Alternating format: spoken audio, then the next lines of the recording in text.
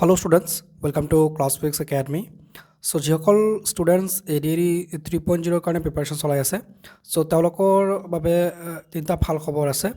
যি তিনিটা ভাল খবৰে ADRE 3.0 কেণ্ডিডেটসকলক বহুত বেছি মটিভেটেড কৰিব, বহুত বেছি এক্সাইটেড কৰিব আৰু তেওঁলোকৰ প্ৰিপাৰেশ্যনটো নেক্সট লেভেললৈকে লৈ যাবলৈ বহুতখিনি তেওঁলোকক সহায় কৰিব। চ' কি তিনিটাই ভাল খবৰ ডেফিনেটলি আমি ডিছকাছ কৰিম আজিৰ এই ভিডিঅ'ত। তাৰ পূৰ্বে আপোনালোকক জনাইছোঁ যে আপোনালোকে যদি ADRE 3.0 কাৰণে ডেডিকেটেড প্ৰিপাৰেশ্যন চলাই আছে বা চলাম বুলি ভাবিছে তেনে ক্ষেত্ৰত আপোনালোকে আমাৰ ক্লাছফিক্স একাডেমি মোবাইল এপ্লিকেশ্যনটো ডাউনলোড কৰিব, যিটো গুগল প্লে ষ্টৰত এভেইলেবল হয়। লিংক আপোনালোকৰ ডেছক্ৰিপশ্যনত আছে। তাতে আপোনালোকে ফ্ৰী আৰু পেইড দুটা ধৰণে প্ৰিপাৰেশ্যন চলাব পাৰিব। চ' যিটো আপোনালোকৰ বাবে হেল্পফুল হয় সেইটো আপোনালোকে ডেফিনেটলি জইন কৰিব। চ' যিকি নহওক আমি যি তিনিটা ভাল খবৰ ADRE 3.0 কাৰণে সেই তিনিটা খবৰৰ বিষয়ে ডিছকাছ কৰিছোঁ। প্ৰথম যিটো খবৰ সেইটো আপোনালোকৰ হৈছে যে ADRE 3.0 যি পোষ্ট বা ADRE 3.0 যি ভেকেঞ্চি আহিব সেইটো ডেফিনেটলি আগৰ পৰা ইনক্ৰিজ হ'ব। মানে আগতে আমি যেনেকৈ কৈছিলোঁ যে ADRE 3.0ৰ ভেকেঞ্চি 7,000 পৰা 9,000 মান পোষ্ট আহিব, সেইটো আফটাৰ ইলেকশ্যন ভেকেঞ্চি যিহেতু আহিব সেইটো আৰু বাঢ়িব। কিয় বাঢ়িব তাৰ ৰিজনটো মই আপোনালোকক কৈছোঁ যে ADRE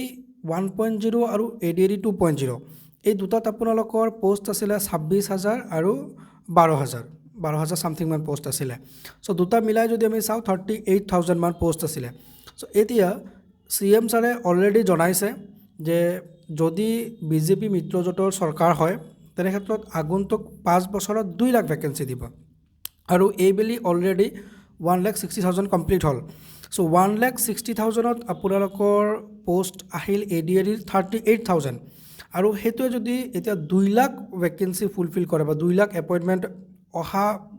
টাৰ্মত তেওঁ দিয়ে, 5 বছৰত দিয়ে যদি BJP মিত্ৰজোঁটৰ চৰকাৰ হয় তেনে ক্ষেত্ৰত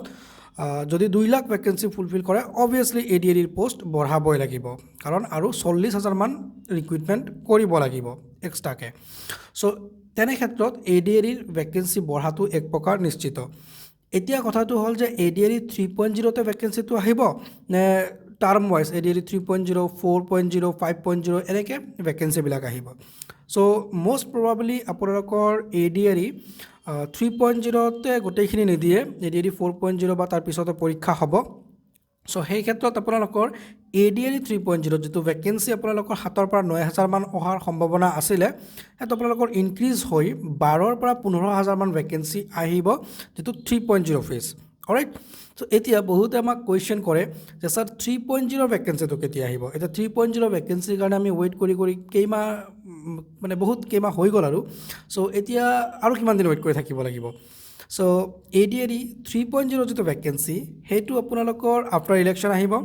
আৰু আফটাৰ ইলেকশ্যন আহিলে আমাৰ বাবে ভাল। কিয় ভাল? কাৰণ যিমান আমি দেৰিকৈ ভেকেঞ্চিটো পাই আছোঁ সিমানে পোষ্ট ইনক্ৰিজ হোৱাৰ চান্সেছটো বাঢ়ি আছে। কাৰণ হৈছে ডিপাৰ্টমেণ্টত আপোনালোকৰ পোষ্টবিলাক ভেকেণ্ট হৈ আছে। চ' অবভিয়াছলি আমাৰ ইলেকশ্যনৰ পিছতে ভেকেঞ্চিটো আহিব। ইলেকশ্যনৰ 2 পৰা 4 মাহ পিছত ADRE 3.0 ভেকেঞ্চিটো আপোনালোকে পাব।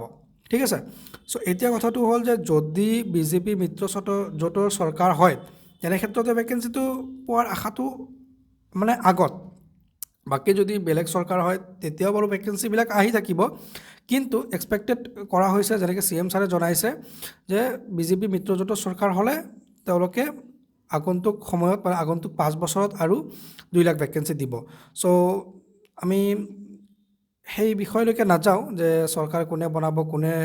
বনালে ভেকেঞ্চি আহিব, কিন্তু যিয়ে চৰকাৰ নহওক কিয় আপোনালোকৰ যদি মানে নেক্সট টাৰ্মত ভেকেঞ্চি ফুলফিল কৰিব লগা হয় ADRE পৰীক্ষা পাতিবই লাগিব আৰু ADRE ভেকেঞ্চি ডেফিনেটলি আহিবই। চ' এতিয়া আমি গম পালোঁ যে 12,000 পৰা ধৰক 15,000 মান ভেকেঞ্চি আহিলে। এতিয়া ভেকেঞ্চি অহাটো ডাঙৰ কথা নহয়, যে কিমান ভেকেঞ্চি আহিছে কোন চৰকাৰৰ দিনত আহিছে এইটো ডাঙৰ কথা নহয়। কথাটো হৈছে যে আপোনাৰ কাৰণে এটা পোষ্ট মানে নিজকে তেনেকৈ প্ৰিপেয়াৰ কৰিব পাৰিব নেকি যে এটা পোষ্ট আপুনি মানে ল'ব পাৰিব। চ' দেট ইজ মোৰ ইম্পৰ্টেণ্ট। চ' এতিয়া যদি আপুনি কেৱল ভেকেঞ্চিয়ে চাই থাকে যে ইমান ভেকেঞ্চি আহিছে আৰু প্ৰিপাৰেশ্যন নকৰে তেনে ক্ষেত্ৰত নহ'ব। চ' আপুনি ভালকৈ প্ৰিপাৰেশ্যন কৰক আৰু নিজৰ বাবে এটলিষ্ট এটা পোষ্ট আপুনি চিকিউৰ কৰি থৈ দিয়ক যে য়েছ এটা ভেকেঞ্চি মানে মোৰ বাবে ফুলফিল হ'ব বা মই এটা ভেকেঞ্চিত পাই যাম ঠিক আছে চ' এনেকৈ প্ৰিপাৰেশ্যন চলাওক দ্বিতীয় যিটো ভাল খবৰ সেই ভাল খবৰটো আপোনালোকৰ এক্সাম পেটাৰ্ণ ৰিলেটেড চ' এক্সাম পেটাৰ্ণ আপোনালোকৰ ADREৰ অলপ চেঞ্জ হোৱাৰ সম্ভাৱনা আছে মানে মষ্ট প্ৰবাবলি ADREৰ পেটাৰ্ণ চেঞ্জ হ'ব 90% এইটো চিয়'ৰ চ' পেটাৰ্ণটো কেনেকুৱা হ'ব পেটাৰ্ণটো হ'ব আপোনালোকৰ T1 T2 স্কিলৰ ভাইবা মানে আপোনালোকৰ ADRE 1.0 2.0 যেনেকৈ এটা লিখিত পৰীক্ষা হৈছিলে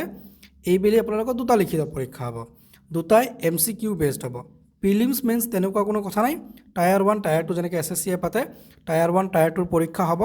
আৰু তাৰপিছত স্কিল আৰু ভাইবা স্কিল মানে কি যিসকল কেণ্ডিডেট গ্ৰেড 3 থাকিব তেওঁলোকে স্কিল দিব যিসকল কেণ্ডিডেট গ্ৰেড 4 থাকিব তেওঁলোকে ভাইবা দিব চ' এইটো প্ৰচেছত হ'ব চ' এইটো প্ৰচেছত হ'লে আমাৰ বাবে কি ভাল হয় না যেটো মই ভাল খবৰ বুলি কৈছোঁ চ' ভাল খবৰটো এয়াই যে T1ত যেতিয়া আপোনালোকক সিলেকশ্যন কৰা হ'ব 1:5 সিলেকশ্যন কৰা হ'ব এতিয়া 1:5 সিলেকশ্যন কৰিলে আপোনালোকৰ বেনিফিটটো হ'ব যে বহুত বেছি কেণ্ডিডেট আহি যাব মানে লিষ্টত চ' বহুত বেছি কেণ্ডিডেট যেতিয়া আহিব তেওঁলোকে আকৌ প্ৰিপাৰেশ্যন চলাব আৰু আকৌ যেতিয়া প্ৰিপাৰেশ্যন চলাব ডেফিনেটলি তেওঁলোকৰ এটা মানে প্ৰিপাৰেশ্যনৰ লেভেলটো বহুত বেছি ভাল হ'ব আৰু যেতিয়া এই কেণ্ডিডেটবিলাক চিলেক্ট হৈ গ'ল বাকী কেণ্ডিডেট যিবিলাক ৰৈ যাব তেওঁলোকে আৰু মানে যিবিলাক পৰীক্ষা হ'ব ধৰক DHS হওক বা DME হওক সেই পৰীক্ষাবিলাকত যথেষ্ট ভাল পাৰফৰ্মেঞ্চ দেখাব পাৰিব বা চেণ্ট্ৰেল লেভেলৰ পৰীক্ষাবিলাকত SSC RRBত তেওঁলোকে কম্পিটিশ্যন কৰিব পাৰিব চ' সেই ক্ষেত্ৰত যেতিয়া T1 T2 হ'ব প্ৰথম অৱস্থাততো আপোনালোকে এটা 1:5 সিলেকশ্যন যদি হয় মানে বহুত সংখ্যক কেণ্ডিডেট মানে T1 কোৱালিফাই কৰিব চ' আপোনালোকে যি পঢ়িছে তাৰ এটা ফল তাতে পাব আৰু পঢ়িবলৈ আপোনালোকৰ ভাল লাগিব যিটো ADRE 1.0 বা 2.0 আপোনালোকৰ হোৱা নাই ADRE 1.0 বা 2.0 আপোনালোকে যেতিয়া ৰিটেনটো কোৱালিফাই কৰিব পৰা নাই তেতিয়া বহুত ডিমোটিভেট হৈছে কিন্তু এইবেলি সেইটো নহয়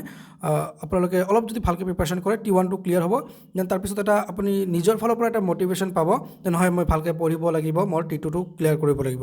তাৰপিছত T2টো হৈ গ'লেতো ভাল কথা বা যদি নহয় যিটো লেভেলত প্ৰিপাৰেশ্যন চলাব আপুনি সেই লেভেল অফ প্ৰিপাৰেশ্যনত আপুনি বাকী এক্সামবিলাকক কোৱালিফাই কৰিব পাৰিব খুব ধুনীয়াকৈ ঠিক আছে এইটো আছিলে দ্বিতীয়টো ভাল খবৰ 3 নম্বৰটো খবৰ হৈছে আটাইতকৈ বেছি এক গুৰুত্বপূৰ্ণ আৰু আপোনালোকক বহুত বেছি এক্সাইটেড কৰিব সেইটো হৈছে যে আপোনালোকৰ ADRE 3.0 যেতিয়া ৰিক্ৰুইটমেণ্ট হ'ব এপইণ্টমেণ্ট পাব তেতিয়া আপোনালোকৰ দৰমহাটো 8 পে কমিশ্যনৰ আণ্ডাৰতে পাব মানে এতিয়াও ADRE 2.0 সকলে 8 পে কমিশ্যনৰ আণ্ডাৰতে পাই আছে কিন্তু তেওঁলোকৰ চেলাৰীটো একৰ্ডিং টু 8 পে কমিশ্যন অহা নাই তেওঁলোকৰ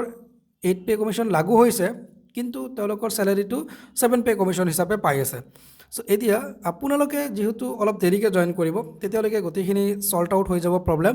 আৰু আপোনালোকে একৰ্ডিং টু 8 পে কমিশ্যন হিচাপে দৰমহাটো পাব যিটো আপোনালোকৰ এপ্ৰক্স 35 to 40,000ৰ পৰা আপোনালোকৰ ষ্টাৰ্ট হ'ব গ্ৰেড 4 আৰু গ্ৰেড 3 চ' গ্ৰেড 4ত যদি আপোনালোকে পায় আপোনালোকৰ ষ্টাৰ্টিং চেলাৰী মিনিমাম 35,000ৰ পৰা ষ্টাৰ্ট হৈ যাব আৰু গ্ৰেড 3 যদি পায় মিনিমাম আপোনালোকৰ 40,000ৰ এৰাউণ্ড আশে পাশে ষ্টাৰ্ট হৈ যাব চ' এতিয়া কথাটো হ'ল যে আপোনালোকে সেই চাকৰিটো পাবলৈ বা সেই 8 পে কমিশ্যনত পাবলৈ হ'লে অবভিয়াছলি আপোনালোকে ভালকৈ প্ৰিপাৰেশ্যন চলাব লাগিব আৰু এইবেলি যিহেতু আপোনালোকৰ এক্সাম পেটাৰ্ণটো কিন্তু চেঞ্জ হ'ব কুৱেশ্যন পেটাৰ্ণত চেঞ্জ হ'ব আৰু কুৱেশ্যনবিলাক এতিয়া আৰু তেনেকৈ ওৱান লাইন কুৱেশ্যনত নাহে এতিয়া আপোনালোকৰ কনচেপ্ট ক্লিয়াৰ থাকিলেহে আপোনালোকে আনচাৰ কৰিব পাৰিব চ' কনচেপ্টুৱেল ক্লিয়াৰিটিটো বহুত বেছি ইম্পৰ্টেণ্ট হ'ব আৰু এই কনচেপ্টুৱেল ক্লিয়াৰিটিটো আপোনালোকৰ থাকিবলৈ বা কনচেপ্টুৱেল ক্লিয়াৰিটিটো ডেভেলপ কৰিবলৈ আপোনালোকে ক্লাছফিক্স একাডেমীৰ সৈতে প্ৰিপাৰেশ্যন চলাব পাৰে অলৰেডি বহুত ষ্টুডেণ্টে প্ৰিপাৰেশ্যন চলাই আছে আপোনালোকে হয়তো গম পায় চ' আমি যেনেকৈ ডিটেইল ডেছক্ৰিপটিভ ক্লাছ প্ৰভাইড কৰি আছোঁ সেই ক্লাছবিলাক কিন্তু আপোনালোকৰ ADRE হওক বা যিকোনো প্ৰতিযোগিতামূলক পৰীক্ষাৰ বাবে হেল্পফুল হ'ব চ' আপোনালোকে ডেফিনেটলি আমাৰ বেটছটো জইন হ'ব পাৰে এপত আছে ক্লাছফিক্স একাডেমী মোবাইল এপ্লিকেশ্যনত ডিটেইলছখিনি দিয়া আছে আপোনালোকে এবাৰ চাব যদি কিবা অসুবিধা পাইছে আমাক হোৱাটছএপ কৰিব হোৱাটছএপ নম্বৰটো হৈছে 7099736363 চ' এয়া আছিলে এই তিনিটা খবৰত প্ৰথম খবৰটো হৈছে আপোনালোকৰ যে পষ্ট ইনক্ৰিজ হ'ব দ্বিতীয়টো হৈছে যে আপোনালোকৰ এক্সাম পেটাৰ্ণটো চেঞ্জ হ'ব যাৰ ফলত আপোনালোকৰ ভাল ষ্টুডেণ্টবিলাকৰ বেনিফিট আছে ঠিক আছে আৰু 3 নম্বৰ খবৰটো ভাল এয়াই যে ADREত যদি আপোনালোকে চিলেকশ্যন পায় থাৰ্ড ফেজত তেনে ক্ষেত্ৰত আপোনালোকৰ চেলাৰীটো কিন্তু বহুত বেছি ভাল আপোনালোকে পাব তো যিবিলাক ভিডিঅ'টো ইমানতে সামৰিছোঁ নেক্সট আপডেটেড ভিডিঅ'বিলাক পাবলৈ বা ক্লাছেছবিলাক পাবলৈ আমাৰ চেনেলটো ছাবস্ক্ৰাইব কৰি বেল আইকন প্ৰেছ কৰি ৰাখিব আৰু যদি অলৰেডি ছাবস্ক্ৰাইব কৰিছে তাৰ বাবে বহুত ধন্যবাদ নেক্সট ভিডিঅ'ত লগ পাম বাই বাই টেক কেয়াৰ